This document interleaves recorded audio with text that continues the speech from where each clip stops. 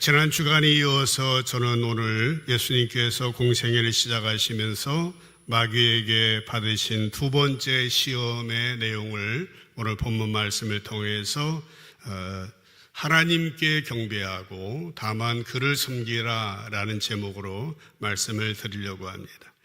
예수님이 받으신 두 번째 시험의 그 내용, 그리고 답변의 내용이 무슨 의미인지 알아내는 것은 쉬운 일은 아닙니다. 그러나 단지 예수님이 마귀에게 절하지 않으셨기 때문에 우리를 또 마귀에게 절하지 않아야 되겠다라고 하는 것만으로 이해해서는 안 될 것이다 라고 하는 겁니다. 예수님 받으신 이 두 번째 시험을 통해서 우리의 신앙생활에 중요한 가치관, 우리 신앙생활의 모토가 되는 귀한 그 인생관이 정립되어야 할 것입니다. 처음 절인 5절 말씀을 보도록 하겠습니다. 마귀가 또 예수를 이끌고 높은 데로 올라갔습니다. 그래서 순식간에 천하만국을 보이게 됩니다. 천하만국은 세계의 모든 나라입니다. 세계 모든 나라를 어떻게 순식간에 보였을까요? 예수님께서 마귀가 예수님에게 첫 번째 시험에서 실패하자 포기하지 아니하고 다시 한번 예수님을 물고 늘어지게 됩니다. 그래서 마귀는 예수님을 높은 데로 이끌고 올라갔던 것입니다. 여기서 높은 곳이라고 하는 의미는 사실 어디인지 잘 모릅니다. 그래서 사람들은 이 높은 곳이 이스라엘에서 가장 높은 산이라고 생각하기도 했고, 또 어떤 사람들은 공중으로 올라갔다고도 생각을 했습니다. 그러나 올라갔다는 말의 의미는 문자적인 표현이라기보다 은의적인 표현이라고 그렇게 생각하는 것이 더 타당할 것입니다. 왜 그렇습니까? 아무리 높은 산에 올라간다 할지라도, 아무리 공중에 올라간다 할지라도 천하만국이 전부 보이지 않기 때문에 그렇습니다. 그러니까 예수님에게 순식간에 보여진 천하만국, 세계 모든 나라는 환상 가운데 보여진 것 같습니다. 그런데 여기에서 중요한 것은 마귀가 예수님을 시험하기 위해서 보여준 것이 천하만국이었다라고 하는 겁니다. 세상의 모든 나라였다라고 하는 것입니다. 병행구절인 마태복음 4장 8절에 보시면은 마귀가 또 그를 데리고, 예수를 데리고 지극히 높은 산으로 올라가서 천하만국과 그 영광을 보였다라고 말하였습니다. 여기에 나오는 천하만국, 그리고 천하만국과 그 영광은 일종의 미끼였습니다. 일종의 뇌물이었던 것이에요. 그렇습니다. 우리가 물고기를 잡으려고 할 때에 잡으려고 하는 물고기의 종류에 따라서 다른 미끼를 사용한다고 합니다. 그렇게 크지 않은 물고기를 잡으려면은 지렁이나 떡밥이나 이런 것으로도 충분하겠죠. 그러나 큰 물고기를 잡으려고 하면은, 고래나 상어 같은 물고기를 잡으려고 하면은 상당히 큰 낚싯대도 필요하고 큰 떡밥도 필요할 것입니다.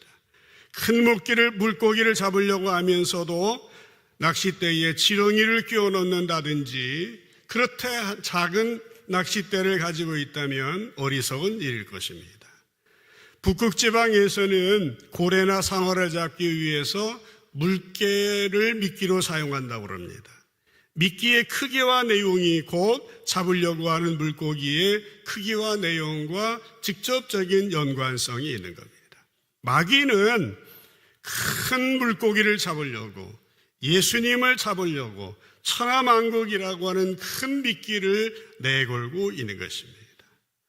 몇 년 전에 미국의 워싱턴 포스트 신문에서 첫 번째 천년으로부터 1999년, 2000년 직전까지 1000년 동안을 결산하면서 특식 기사를 냈습니다.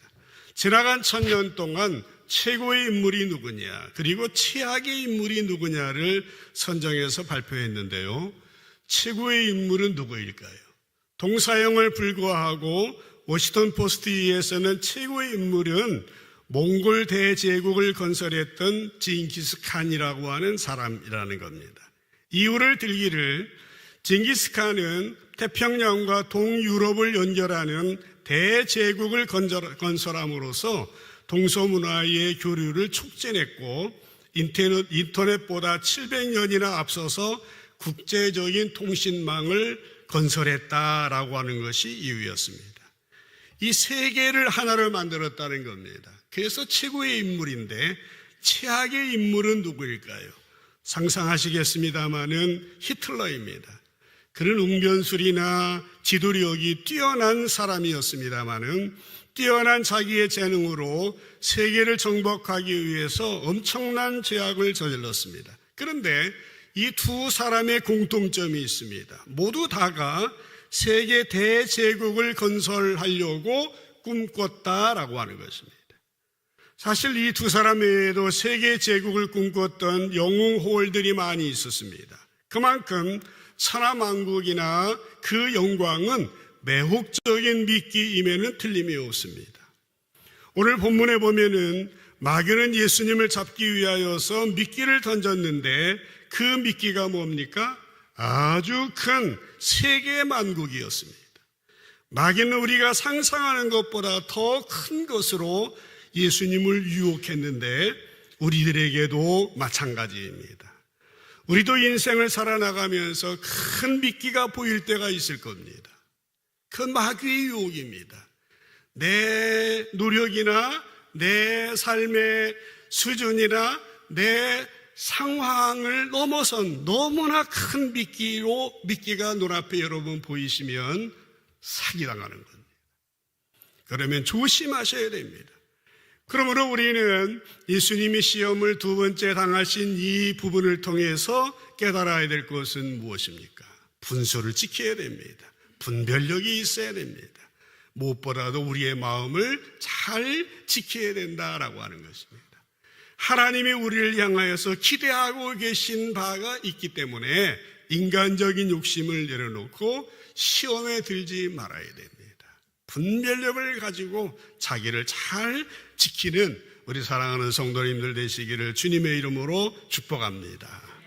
제가 가장 속상한 것은 사기당하는 거예요. 거짓말에 우리 성도들이 속아 넘어가는 겁니다. 하나님 지혜를 주셔서 속아 넘어가지 않게 해주세요. 교회 안에 와서도 그런 일을 하는 사람들이 있어요. 제가 전에 독립문 교회도 있었고 은혜교회도 있었고 그랬는데 어느 권사는 매 주일마다 헌금을 합니다. 그 교회는 주일 예배 시작할 때마다 헌금을 호명을 냈어요. 그래서 누구 이렇게 이제 하는데 그 권사, 오래된 권사인데 자녀들 이름까지 다 해요. 너무 좋은 것 같죠? 신자들이, 새 신자들이 보면은, 이야, 저 권사는 천사구나, 천사야. 그런데 그 안에는 얼마 들어있는지는 여러분 상상에 맡기겠습니다. 감사헌금이라면 그래도 공 하나는 더 붙여야 되잖아요. 근데 그렇지 않습니다. 근데 어떤 일이 일어나냐면은 그 권사라 해서 미안해요. 그 성도가 새신자한테 접근하는 겁니다. 돈을 빌려요. 그래서 그 문제 해결하느라고 얼마나 힘들었는지 모릅니다. 속아 넘어가지 않기를 바랍니다. 하나님 앞에 신실하게 하나님만 믿어야 돼요. 사람 믿으면 안 됩니다. 다시 5절을 보시겠습니다. 마귀가 또 예수를 이끌고 높은 데로 올라가서 순식간에 천하만국 세계 모든 나라를 보여주면서 말하였습니다. 얼마나 우리 같으면 솔깃하겠습니까? 마귀는 거기에 더 수식을 붙입니다. 6절 7절을 보십시다. 이르되 이 모든 권위와 그 영광을 내가 네게 주리라. 세계 만국의 모든 권위와 영광을 주겠다라고 하는 거예요. 이것은 내게 넘겨준 것이므로 누가 넘겨줍니까? 거짓부렁이지. 누가 넘겨줘요? 세계 모든 권위와 영광이 하나님께 있는데 마귀는 자기 거라고 하는 겁니다. 그래서 내가 원하는 자에게 주노라. 그러면서 7절에 그러므로 네가 만일 내게 절하면 다 내 것이 되리라 라고 하는 겁니다. 떡밥이 엄청 큽니다. 미끼가 그냥 확 잡고 싶은 그런 욕구가 생길 정도입니다. 마귀는 알았습니다. 예수님이 왜 이 세상에 오셨는지, 예수님의 사역 자체에도 자기의 힘으로 자기의 능력으로는 도저히 막을 수 없다고 하는 사실도 잘 알고 있었습니다. 그래서 이렇게 큰 미끼를 던져서 예수를 시험하는 겁니다. 세상의 모든 권위와 그 영광을 주겠다고 미끼를 던지는 것입니다. 쉽게 말해서 당신이 세상을 구원하기 위해서 왔는데 내가 제안하는 방법으로 해보는 것이 어떻겠습니까? 당신이 세상의 모든 영광을 차지하기만 하면은 사람들이 당신을 우러러볼 것이고, 그러면 당신이 이룩하려고 하는 인류 구원이 쉽게 이루어질 거 아니겠습니까? 라는 제안이었던 것입니다. 마귀는 이렇게 우리를 유혹하는 겁니다. 마귀의 유혹을 다른 각도로 말하자면은, 당신이 인류를 구원하러 온 것은 내가 아는데 방법이야 어떠하든지 간에 그것을 이루면 되는 거 아니겠습니까? 꼭 멸시 천대와 조롱을 받아야 하겠습니까? 꼭 십자가에서 피 흘려 죽어야 할 이유가 어디에 있습니까? 그러지 말고 내가 제안하는 방법, 세상의 모든 권위와 그 영광을 가지면 그걸 통해서 얼마나 잘할 수 있겠습니까? 그렇게 해보십시오 라고 하는 것이 이 두 번째 마귀의 시험이었다라고 하는 것입니다. 여러분, 이때 예수님은 대답하십니다. 얼마나 중요한 말씀인지 몰라요. 딱 한 절 말씀인데요, 오늘 설교의 제목이기도 합니다. 8절 말씀 우리 한 목소리로 한번 읽어보도록 하겠습니다. 시작. 예수께서 대답하여 이르시되 기록된 바 주 너희 하나님께 경배하고 다만 그를 섬기라 하였느니라. 아멘. 예수님은 사탄 마귀의 제안과 유혹을 거절하십니다. 말씀을 통하여 거절하시는 것입니다. 예수님은 세상을 구원하는 일이 나의 일인 것은 분명하지만은 내가 이 땅에 온 것은 단지 그 구원 사역만 중요하기 때문이 아니라 하나님 아버지께서 원하신 것이기 때문에 내가 세상에 온 거다라고 말하였습니다. 그러니까 세상을 구원하는 그 자체보다 더 큰 하나님의 뜻이 있기 때문에 더 큰 하나님의 뜻에 순종하기 위해서 왔다라고 대답하셨다라는 것입니다. 그렇습니다. 예수님이 이 땅에 계실 때 가장 중요하게 생각한 것은 인류 구원이겠죠. 그러나 더 큰 것은 하나님 아버지의 뜻을 이루는 것이었습니다. 마태복음 26장 39절에 보면은 예수님이 세상을 구원하시기 위해서 십자가를 지시기 전 겟세마네 동산에서 기도하신 내용입니다. 조금 나아가서 얼굴을 땅에 대시고 엎드려 기도하시는데 뭐라고 기도하십니까? 내 아버지여, 만일 할만하시거든 이 잔을 내게서 지나가게 해주세요. 사람으로, 인간으로 이럴 수 있지요. 그러나 나의 원대로 하지 마시고요, 아버지의 원대로 하세요. 아버지의 뜻대로 하세요 라고 기도하셨던 거예요. 예수님이 항상 중요하게 생각하신 것은 하나님 아버지의 뜻이었다라고 하는 것입니다. 사랑하는 성도 여러분, 우리는 누구입니까? 하나님 아버지의 자녀 아니겠습니까? 우리 또한 하나님의 자녀로서 예수님과 같이 하나님의 뜻을 구하는 인생이 되어야 한다라고 하는 것입니다. 하나님의 뜻이 어디에 있는지 그 뜻을 알기 위해서 성령님께 기도하고 보여주세요, 들려주세요, 깨닫게 해주세요. 성경도 암송하고 성경 공부도 하고 예배에 참여하고 그렇게 하는 거 아니겠습니까? 그러나 안타깝게도 우리 인간들은 어떻게 생각하고 행동합니까? 우리는 대부분 하나님께 나와 기도할 때에 기도의 그 목표와 그 방법은 내가 정해놓고 하나님은 그것을 이루어 내가는 수단으로만 이용하는 경우가 많다라고 하는 것입니다. 하나님의 목적이 아니고 그 부수적인 것이 목적인 거예요. 우리의 기도를 한번 상상해서 예를 들어보면은, 하나님, 지금 제가 어디로 가야 되거든요.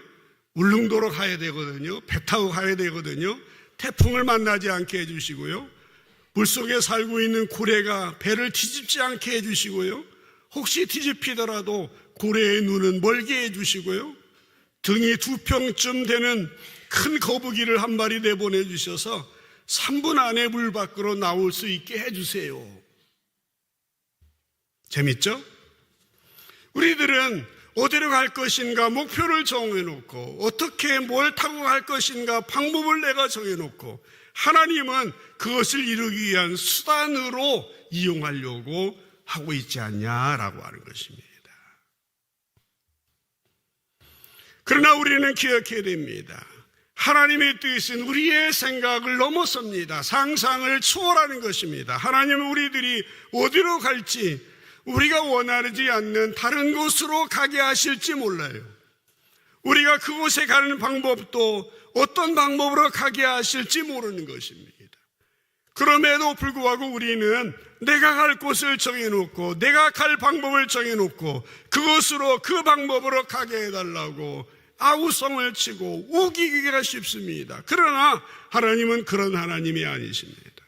우리 하나님을 이용하면은 안 되는 것이에요. 또 다른 비유를 하나 들어볼까요? 우리는 이렇게 기도할 수 있습니다. 하나님, 우리 아이가 꼭 의대를 가서 의사가 되게 해주세요. 그렇게 하려면 공부를 잘해야 되는데 공부 외에는 아무것도 생각나지 않게 해주세요. 그런데 여러분, 만약 하나님이 이런 기도를 응답하지 아니하시고, 야, 다른 것을 시키려고 그런다라고 하시면은 여러분 어떻게 하시겠습니까? 잘 생각해 보시길 바랍니다. 우리가 이렇게 기도하는 것이 잘못되었다는 것은 아닙니다. 그러나 우리가 모든 것을 다 정해놓고 하나님은 단지 우리의 목표 위에 도와주는 조력자로만 이용하려고 한다는 데 문제가 있다는 겁니다. 우리는 결코 우리의 인생의 목표나 자녀들의 인생의 방향을 내 마음대로 정하고 그것을 이루는 방편으로 하나님의 힘을 사용하려고 하지는 말아야 된다는 거예요. 그래서 예수님이 8절에서 말씀하신 거예요. 예수께서 대답하여 이르시되 기록된 바 주 너희 하나님께 경배하고 다만 그를 섬기라. 신명기서의 말씀을 인용하신 겁니다. 근데요, 이 구절을 잘 이용하려면은 신명기서의 말씀의 내용을 잘 아셔야 됩니다. 성경을 읽을 때 이단들은 한 구절을 똑 따라가 기도를 하고 싶은 얘기하는 거예요. 근데 성경을 잘 읽으려면은 전후를 파악해야 돼요. 최소한 한 패러그래프, 한 구절을 읽으셔야 됩니다. 보시죠. 신명기 6장 10절로 15절까지 보면은요, 네 하나님 여호와께서 네 조상 아브라함, 이삭, 야곱을 향하여 내게 주리라 맹세하신 땅으로 너를 들어가게 하시고 라고 했습니다. 보세요. 주어가 뭡니까? 하나님이에요. 하나님이 그들 조상을 향하여 내게 주리라 맹세하신 땅으로 너를 들어가게 하시고, 이게 신명기는 가나안 들어가기 직전에 출애굽의 제2세대들에게 한 말씀이에요. 내 조상들에게 맹세하신 땅으로 너를 들어가게 하시고, 이 사람들이 무슨 노력을 했어요? 무슨 공로가 있습니까? 무슨 수고를 했습니까? 하나님이 들어가게 하시고, 또 내가 건축하지 아니한 크고 아름다운 성읍을 얻게 하시고, 집 안 줬는데 그거 주셔요. 아름다운 성읍을 주세요.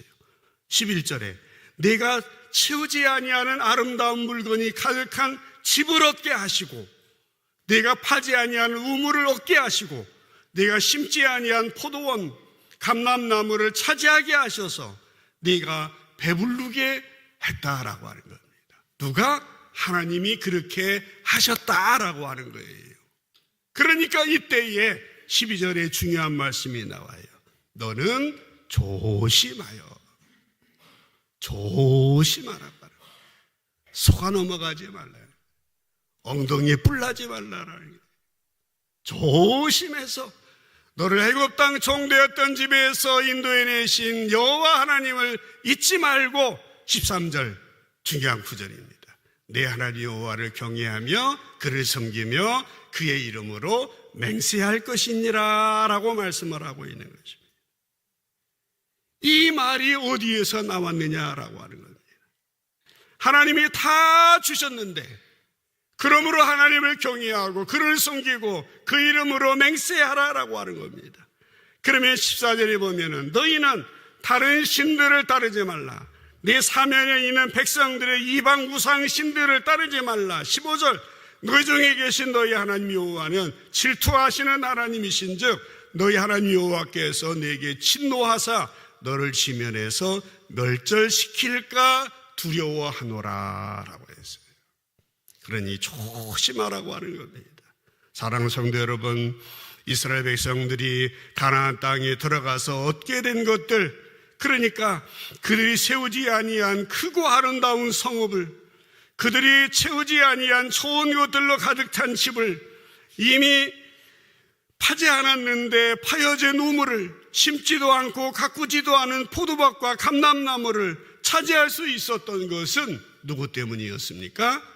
하나님 여호와의 은혜, 거저 주신 선물, 말로 다 알 수 없는 하나님의 은총이었다라고 하는 것입니다. 그때의 하나님이 그들에게 요구하신 것은 단 한 가지였어요.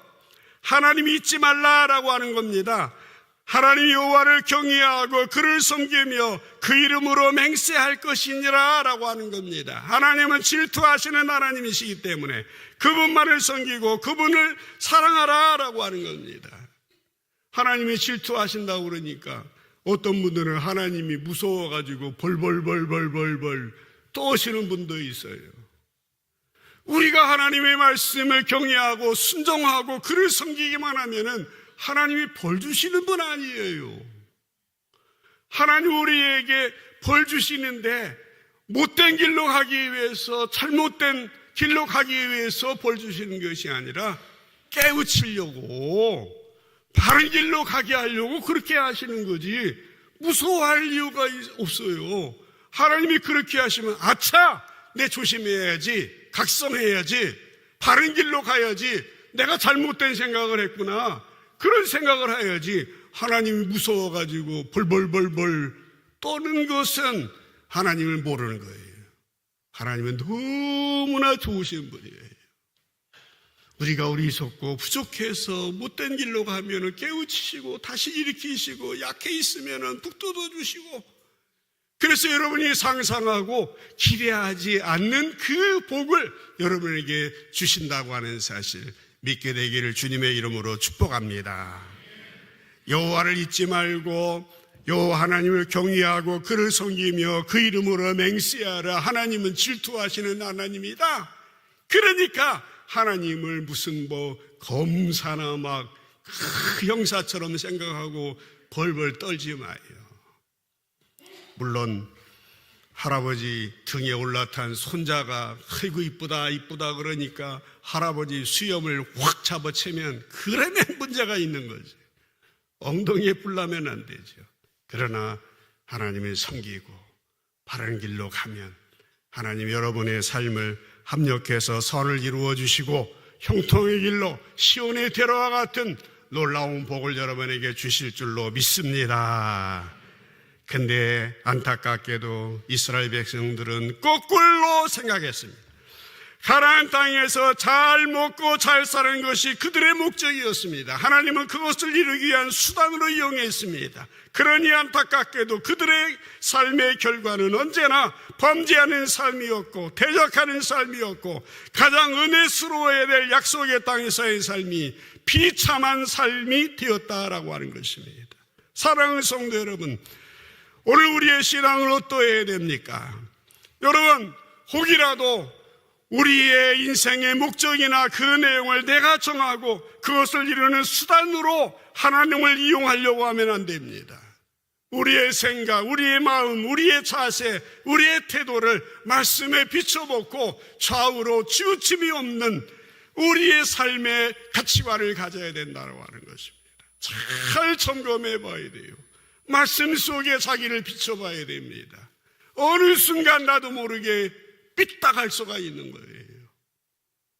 잠자다가 깨어나야 되는 것입니다. 오래된 신자일수록 내가 처음 은혜 받았을 때, 내가 처음 감동받았어요, 성령 받았을 때를 생각해야 되는 것입니다. 내 마음의 기본, 내 마음의 중심이 어디에 있는지. 여러분, 우리가 사는 세상에서는요, 하나님 제일주의가 아니에요. 눈에 보이는 얼마나 잘생겼냐, 얼마나 많이 가졌냐, 얼마나 많이 배웠느냐, 얼마나 어떠냐. 세상의 ABCD가 얼마나 많은지 몰라요. 세상에서 중요하게 여기는 것 가운데 학력이에요. 학력. 어느 학교 나왔냐, 죽을 때까지 따라다닙니다. 취직하는 데는 물론이고 선볼 때도 강력한 무기가 됩니다. 선보러 나가서도 상대방이 이른바 괜찮은 대학을 나왔다고 하면은 그 사람도 괜찮아 보입니다. 눈이 삐뚤어져 있어도 삐뚤어 있으면 어때? 시력만 좋으면 되지. 코가 납작해서 이상하게 보여도 납작해도 숨만 잘 쉬면 되지 하고 관대하게 생각합니다. 그러나 이른바 별로인 대학을 나왔다고 하면 그 사람도 시원치 않게 보입니다. 아무리 성품이 좋고 신앙이 좋고 잘생겼어도 아이고 허우대만 멀쩡하고만. 사람들이 껍데기만 생각하는 것입니다. 여러분 잘 기억하시길 바랍니다.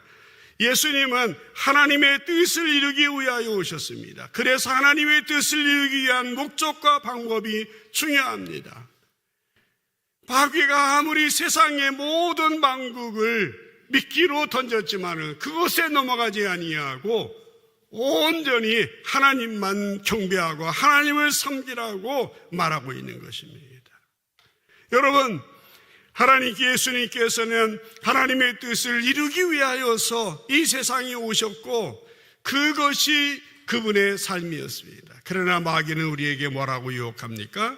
자꾸 목적과 방법을 네가 정하라고 말하고 있습니다. 그러나 우리의 신앙의 본질은 순종하는 것입니다. 내가 무엇을 이루고 무엇을 얻었느냐가 중요한 것이 아니라 내가 이루고 내가 얻은 것이 하나님께 바로 섰기 때문에 나타난 열매라고 하는 사실, 결과라는 사실을 결코 우리는 잊지 말아야 되는 것입니다. 하나님께서는 사무엘 선지자를 통하여서 이스라엘 초대왕 사울에게 이런 말씀을 하신 적이 있습니다. 사무엘상 15장 1절로 3절에 보면은요, 사무엘이 사울에게 이르되 여호와께서 나를 보내어 왕에게 기름을 부어 이스라엘 백성 위에 왕을 삼으셨은즉 이제 왕은 여호와의 말씀을 들으소서라고 하면서 2절에 보면은 만군의 여호와께서 이같이 말씀하시기를 아말렉이, 이방 족속이에요, 아말렉이 이스라엘에게 행한 일 곧 애굽에서 나올 때 출애굽을 할 때 길에서 대적한 일로 내가 그들을 아말렉을 벌하노니 3절 지금 가서 사울에게 하는 말이에요. 아말렉을 쳐서 그들의 모든 소유를 남기지 말고 진멸하라. 진멸하라는 말은 모두 없애버리라 라고 하는 말입니다. 남녀, 소와 젖먹는 아이, 우양, 낙타, 나귀를 죽이라 이렇게 했습니다. 사울에게 내려진 이 명령은 아말렉을 진멸하라고 하는 겁니다. 여러분, 아말렉이 무슨 이방 족속이라서 그렇습니까? 그렇지 않아요. 하나님은 유대인이나 이방인이나 헬라인이나 어떤 사람이든지 똑같은 영혼이십니다. 그런데 왜 진멸하라고 그랬습니까? 이스라엘 백성들이 애굽에서 나올 때 아말렉이 이스라엘에게 행한 일 때문이었습니다. 아말렉은 출애굽을 할 때 뒤따라오는 피곤한 사람들을 죽였습니다. 그래서 사울에게 하나님이 명령하신 겁니다. 하나님은 차별하지 아니하시는 분입니다. 라합이나 룻 같은 이방 여인도 예수님의 족보에 어여시 차지하고 있고 이스라엘 백성들도 하나님을 멀리할 때는 이방 나라들을 통하여서 고통당하게 하시고 나라를 망하게까지도 하셨던 것입니다. 사울은 아말렉을 진멸하는 하나님의 명령을 받고 어떻게 했습니까? 완전히 순종하지 않았어요. 겉으로는 순종하는 것 같았지만은 그러나 아말렉을 완전히 진멸하지 않았고 보기 좋은 것 일부를 챙겨온 것이에요. 성경을 보겠어요. 사무엘상 15장 17절로 23절인데 사무엘이 이르되, 하나님이 사무엘 선지자에게 한 말이에요. 왕이 스스로 작게 여길 그때, 스스로 겸손할 때 이스라엘 지파의 머리가 왕이 되게 하지 않으셨습니까? 여호와께서 왕에게 기름을 부어 이스라엘 왕을 삼으시고 또 여호와께서 왕을 길로 보내시며 이르시기를 가서 죄인 아말렉 사람을 진멸하되 다 없어지기까지 치라 하셨거늘 어찌하여 왕이 여호와의 목소리를 청종하지 아니하고 탈취하기에만 급하여 여호와께서 악하게 여기시는 일을 행했습니까? 라고 사무엘이 사울의 왕에게 말해요. 20절에 보면 사울이 사무엘에게 말합니다. 나는 실로 여호와의 목소리를 청종하여 여호와께서 보내신 길로 가서 아말렉 왕 아각을 끌어왔고 아말렉 사람들을 진멸하였으나 그러나가 문제입니다. 21절에 보니까 다만 백성이 그 마땅히 멸할 것 중에 가장 좋은 것으로 길갈에서 당신의 하나님 여호와께 제사하려고 양과 소를 끌어왔나이다. 지 욕심 때문에 끌어와 놓고 하나님께 제물로 드리려고 끌어왔다고 거짓말을 하고 있는 거예요. 그러니까 22절에 사무엘이 말합니다. 여호와께서 번제와 다른 제사를 그의 목소리에 청종하는 것을 좋아하신 것 같이 좋아하시겠나이까? 청종하는 것이 중요하지. 그러면서 유명한 말을 남깁니다. 순종하는 것이 제사 드리는 것보다 낫고 하나님 말씀을 듣는 것이 수양의 기름을 제물로 드리는 것보다 나으니 23절 이는 거역하는 것은 점치는 죄와 같고 완고한 것은 사신 우상에게 절하는 죄와 같음이라. 왕이 여호와의 말씀을 버렸으므로 여호와께서 왕을 버려 왕이 되지 못하게 하셨나이다 하니라고 했습니다. 사랑하는 성도 여러분, 우리가 신앙생활하면서 중요한 것은 무엇입니까? 우리의 생각이 있어야죠. 우리의 계획이 있어야죠. 그러나 우리의 생각 계획보다도 훨씬 더 상위에 있는 것이 하나님의 생각이고 하나님의 계획이라고 하는 것입니다. 하나님은 우리의 생각을 초월해 하신 참 좋으신 하나님이시에요. 합력해서 선을 이루는 하나님이십니다. 무서운 하나님이 아니에요. 우리가 설계한 것보다 더 좋은 거 주시는 분이에요. 그러므로 우리는 결코 우리가 모든 것을 정해놓고 그것을 이루는데 하나님을 이용하는 일이 없어야 됩니다. 이렇게 하는 것은 바른 신앙이 아닌 거예요. 꼭 기억하고 적용해야 됩니다. 우리는 수단번복 가리지 아니하고 나한테 문제가 해결되면 귀신에게 가서도 절하려고 하는 것이 우리 아닙니까? 어떤 교수님이 전통음악과 춤을 연구하시는데요, 이 전수받은 무당들을 통해서 우리나라의 전통음악과 춤이 전해진다고 합니다. 그래서 무당들을 찾아다니다 보니까 무당이 두 종류가 있는데 하나는 강신무당이 있다요. 신내림 받는 무당. 근데 한 부류는 세선무당이 있더래요. 아버지 어머니가 무당이라서 이어가는 사람. 이런 사람들에게 전통이 잘 내려와서 이 사람을 찾으러 갔는데 그렇다고 해서 춤 잘 춘다고 해서 갔는데 세선무더래요. 안 되겠다. 강신무더래요. 그래서 돌아오려고 하나 보니까 느낌이 이상해서 그 무당의 이름을 물어봤다라고 그래요. 처음에는 가르쳐주지 않으려다가 다시 물어보니까 이름이 정에스도라고 그러더래요. 에스도? 이상해서 이 교수님이 어찌된 일이냐라고 물어봤더니 이 무당이 대학에 다닐 때 병이 들었는데 아무리 병원에 다녀도 병명이 안 나오고 그래서 자기 생각에 물을 좀 떠놓고 뭐 30만 할머니인가 뭐 누구한테 절하면 나을 것 같더라고 합니다. 어머니에게 말씀드렸더니 어머니가 가톨릭 신자인데 벌쩍 뛰면서 반대했지만은 이 사람은 물 떠놓고 절을 했더니 신이 내렸고 병이 낫다라는 겁니다. 여러분, 여기서 우리가 무슨 얘기를 하고 싶습니까? 우리 인간들의 마음 가운데에는 병만 나오면 무엇이든지 붙들겠다. 문제만 해결되면 누구에게라도 가서 절하겠다. 아무런 생각하지 아니하고 내가 원하는 것을 얻을 수 있다면, 내 문제를 해결할 수 있다면 무엇가 됐든 귀신이든 무당이든 하라는 대로 다 하는 것이 우리 인간들이라고 하는 겁니다. 이건 뭐예요? 내 문제 해결하는 겁니다. 하나님께 절하는 것이 아니라 세상에게 물질에, 명예에, 권세에, 자식들에게, 사업에, 자존심에 머리를 숙이는 겁니다. 그런 것 때문에 하나님을 팔고 세상에 절하는 것입니다. 오늘 예수님이 받으신 두 번째 시험의 본질은 무엇입니까? 우리가 세상에 살면서 무엇을 붙잡아야 하는지, 무엇을 놓아야 되는지, 어디에 절할 것인지에 대한 문제인 것입니다. 한 번은 예수님에게 율법사가 와서 질문하지 않습니까? 율법 중 어느 계명이 큽니까?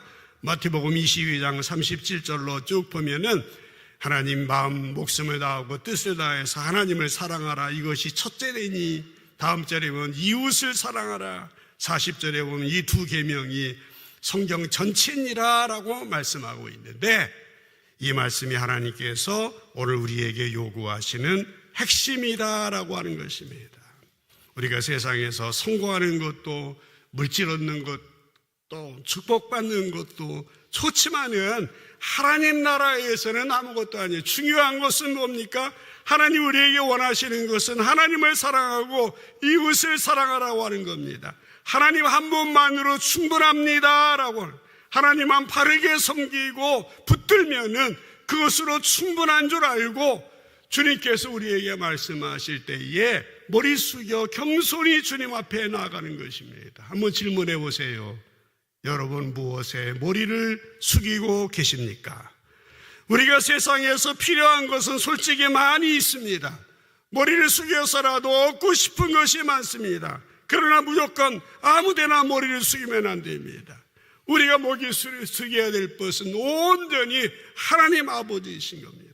그분만 섬기고 그분께 경배를 올려드려야 됩니다. 오늘 예수님은 두 번째 시험을 통하여 말씀으로 이기시면서 우리에게 권면하고 계시는 것입니다. 마귀에게 절하는 인생이 되지 말아라. 온전히 하나님께만 머리를 숙이고 온전히 하나님만 섬겨라. 그러면 너희들은 행복하게 되는 거야. 그렇게 주님 말씀하는 겁니다. 이 두 번째 시험을 잘 이기시고 행복한 인생, 성공적인 인생, 승리하는 우리 삼성제일교회 모든 성도들 되시기를 주님의 이름으로 간절히 축원합니다. 기도합시다.